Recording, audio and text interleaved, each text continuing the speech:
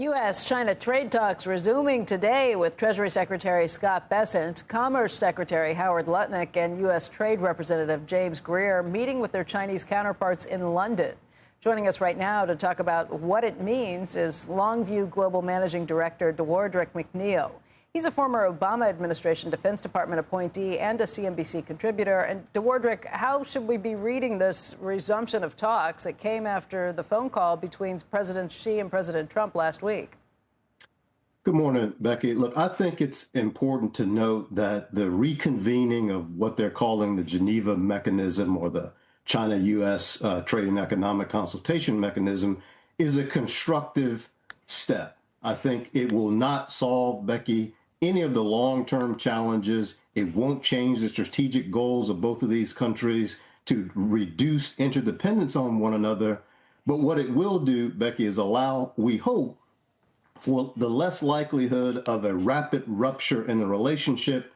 It will allow for, we hope, deliberative and responsible management of the bilateral relationship. And that buys businesses some time to really anticipate and try to mitigate some of the risk associated with the ongoing de-risking and decoupling that I think will continue despite this new round of dialogue and engagement.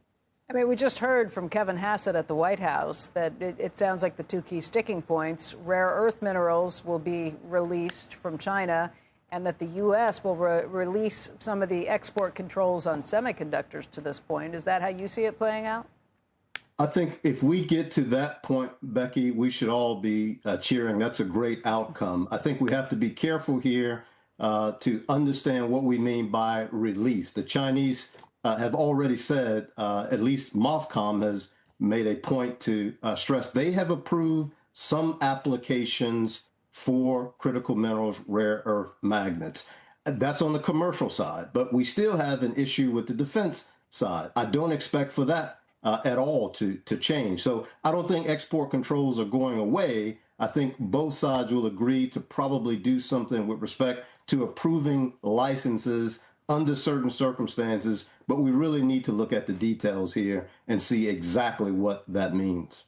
I mean, you make the point that while it's good to have the Commerce Secretary there, he wasn't in the last round of talks, we don't have anybody from the defense side of things, and you think that's a mistake.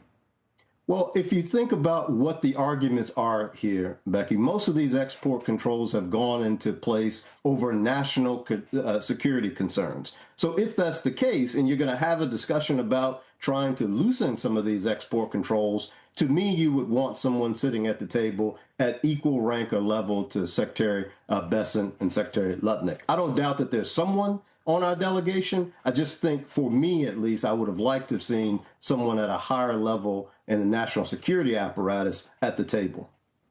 Dewardric, you say that companies shouldn't waste this moment. What do you mean? Well, look, I have said this over and over and over again. The strategic trajectory for these two countries are set.